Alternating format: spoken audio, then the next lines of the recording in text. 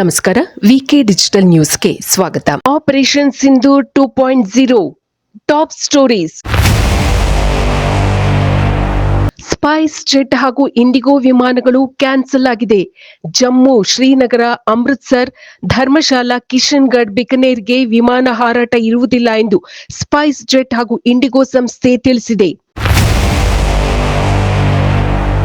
ಪಾಕಿಸ್ತಾನವು ತಪ್ಪು ಮಾಹಿತಿ ಹರಡುವುದನ್ನು ಆರಂಭಿಸಿದೆ ಎಂದು ಪ್ರೆಸ್ ಇನ್ಫಾರ್ಮೇಷನ್ ಬ್ಯೂರೋ ದೇಶದ ಜನರನ್ನು ಎಚ್ಚರಿಸಿದೆ. ಸಾಮಾಜಿಕ ಮಾಧ್ಯಮಗಳ ಮೂಲಕ ಭಾರತದಲ್ಲಿ ಅಪನಂಬಿಕೆ, ಆತಂಕ ಹಾಗೂ ಗೊಂದಲವನ್ನು ಸೃಷ್ಟಿಸಲು ಪಾಕಿಸ್ತಾನ ಮುಂದಾಗಿದೆ.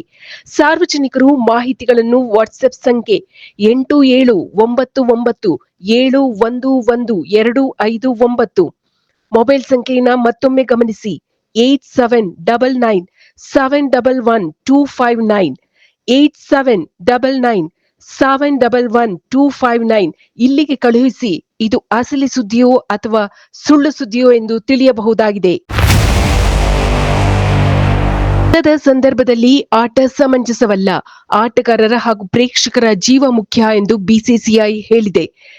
ಐಪಿಎಲ್ ಟೂರ್ನಿಯನ್ನೇ ಇದು ರದ್ದು ಮಾಡಿದೆ. ಉಳಿದ 16 ಐಪಿಎಲ್ ಕ್ರಿಕೆಟ್ ಪಂದ್ಯಗಳನ್ನು ಕ್ಯಾನ್ಸಲ್ ಮಾಡಿದೆ ಬಿಸಿಸಿಐ. ಇದಕ್ಕೆ ಸಹಮತ ವ್ಯಕ್ತಪಡಿಸಿರುವ ಆರ್ಸಿಬಿ ತಂಡ ಜೈ ಹಿಂದ್ ಎಂದು ಟ್ವೀಟ್ ಮಾಡಿದೆ. ಐಪಿಎಲ್ ಟೂರ್ನಿ ರದ್ದಾದ ಬಗ್ಗೆ ಬಿಸಿಸಿಐನಿಂದ ಅಧಿಕೃತ ಮಾಹಿತಿ ಹೊರಬಂದಿದೆ. ಉಳಿದ 16 ಐಪಿಎಲ್ ಕ್ರಿಕೆಟ್ ಪಂದ್ಯಗಳನ್ನು ಕ್ಯಾನ್ಸಲ್ ಮಾಡಿದೆ ಬಿಸಿಸಿಐ. ಜಮ್ಮುವಿನಲ್ಲಿ ಏರ್ಪೋರ್ಟ್ ಬಂದ್ ಮಾಡಲಾಗಿದೆ. ವಿಮಾನಗಳ ಹಾರಾಟವನ್ನ ಸಂಪೂರ್ಣವಾಗಿ ನಿಲ್ಲಿಸಲಾಗಿದೆ. ಜಮ್ಮು ಮತ್ತು ಕಾಶ್ಮೀರದಲ್ಲಿ ಬ್ಲಾಕ್ಔಟ್ ಡಿಕ್ಲೇರ್ ಆಗಿದೆ.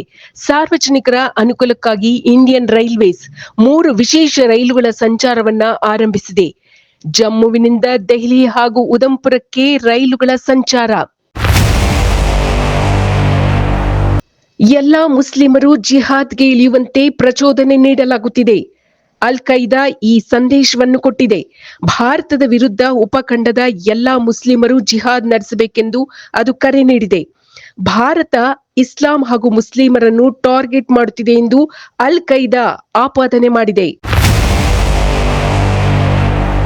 ಮೈಸೂರಿನ ಕೆಆರ್ಎಸ್ ಡ್ಯಾಂ ಬಳಿ ಮಾಕ್ ಡ್ರಿಲ್ ನಡೆಸುವಂತೆ ಕೇಂದ್ರ ಹಾಗೂ ರಾಜ್ಯ ಸರ್ಕಾರಗಳು ಸೂಚಿಸಿದೆ. ಭಾನುವಾರ ಸಂಜೆ ಈ ಮಾಕ್ ಡ್ರಿಲ್ ನಡೆಯಲಿದೆ. ಭಾನುವಾರ ಸಂಜೆ 4 ಗಂಟೆಯಿಂದ ಸಂಜೆ 7ರವರೆಗೆ ಮಾಕ್ ಡ್ರಿಲ್ ಮೈಸೂರಿನ ಕೆಆರ್ಎಸ್ ಡ್ಯಾಂ ಸಮೀಪ ನಡೆಯಲಿದೆ. ಮಾಕ್ ಡ್ರಿಲ್ ನಡೆಯುವ ಸಂದರ್ಭದಲ್ಲಿ ಸಾರ್ವಜನಿಕರು ಹೆದರುವ ಅಗತ್ಯವಿಲ್ಲ ಎಂದು ಜಿಲ್ಲಾಡಳಿತ ತಿಳಿಸಿದೆ.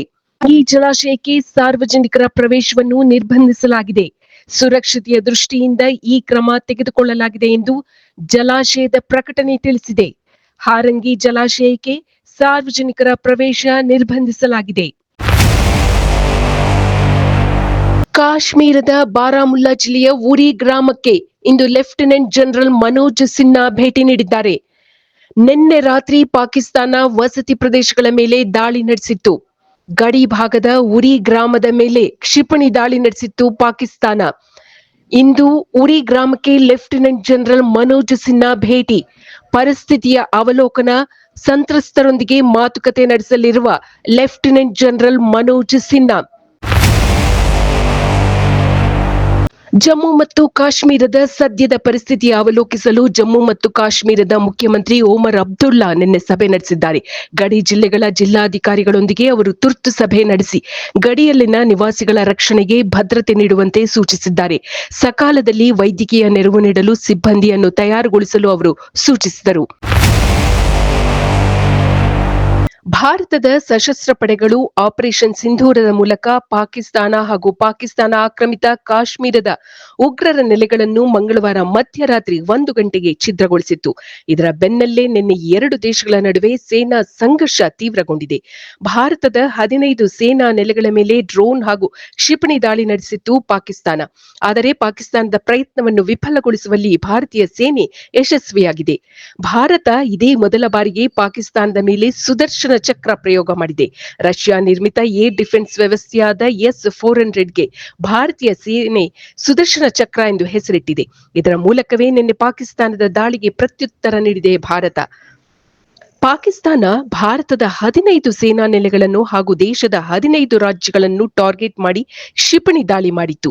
ಭಾರತದತ್ತ ಕ್ಷಿಪಣಿ ಬರುತ್ತಿರುವುದನ್ನು ಅರಿತ S-400 ಏರ್ ಡಿಫೆನ್ಸ್ ಸಿಸ್ಟಮ್ ತಾನಾಗಿಯೇ ಆಕ್ಟಿವೇಟ್ ಆಗಿದೆ ಹಾಗೂ ಈ ಎಲ್ಲ ಕ್ಷಿಪಣಿಗಳನ್ನು ಹೊಡೆದುರುಳಿಸಿದೆ. ಇದಕ್ಕೆ ಪ್ರತಿಯಾಗಿ ಭಾರತ ನಡೆಸಿದ ದಾಳಿಯಲ್ಲಿ ಪಾಕಿಸ್ತಾನದ ಚೀನಾ ನಿರ್ಮಿತ HQ-16 ADS ಸಿಸ್ಟಮ್ ಸಂಪೂರ್ಣವಾಗಿ ಧ್ವಂಸಗೊಂಡಿದೆ. ಭಾರತದ ದಾಳಿಯ ನಂತರ ಪಾಕಿಸ್ತಾನ ದಿವಾಳಿಯಾಗಿದೆ ಎನ್ನಲಾಗುತ್ತಿದೆ. ಜಗತ್ತಿನ ಎದುರು ಹಣಕ್ಕಾಗಿ ಕೈಚಾಚಿದೆಯಂತೆ ಪಾಕಿಸ್ತಾನ.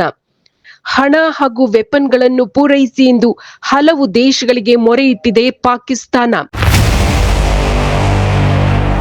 ಪಾಕಿಸ್ತಾನದ ಸೇನೆ ನೆಲೆಗಳನ್ನು ಧ್ವಂಸಗೊಳಿಸಿದೆ ಭಾರತದ ಸೇನೆ.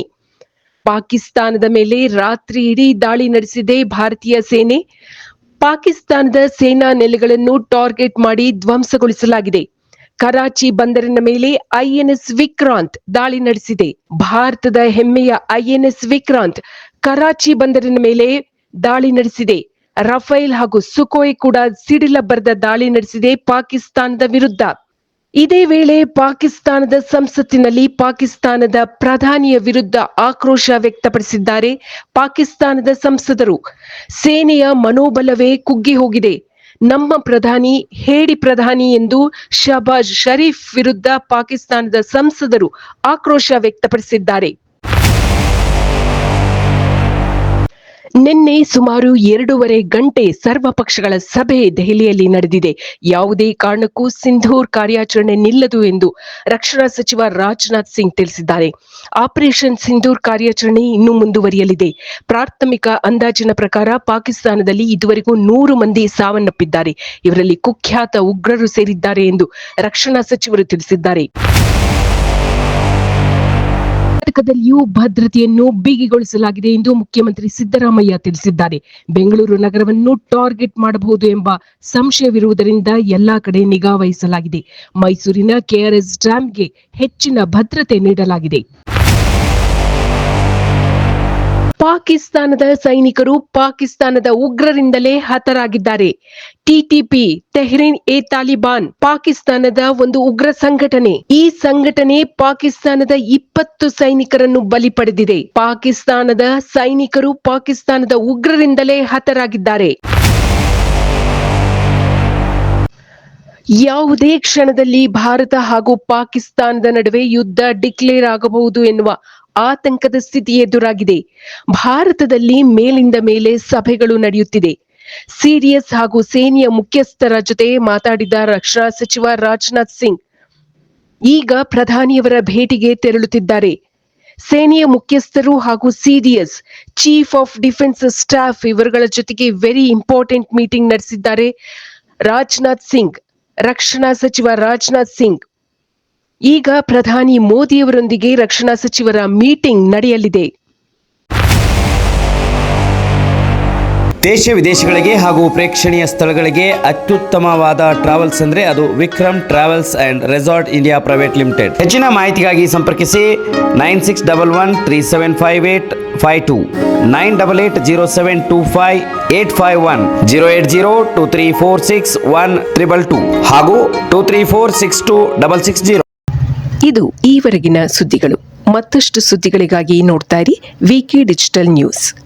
ವೀಕ್ಷಕರೇ, VK digital news YouTube channel ಅನ್ನು ಲೈಕ್ ಮಾಡಿ, ಸಬ್ಸ್ಕ್ರೈಬ್ ಮಾಡಿ ಮತ್ತು ಹೆಚ್ಚಿನ ಜನರಿಗೆ ಶೇರ್ ಮಾಡಿ.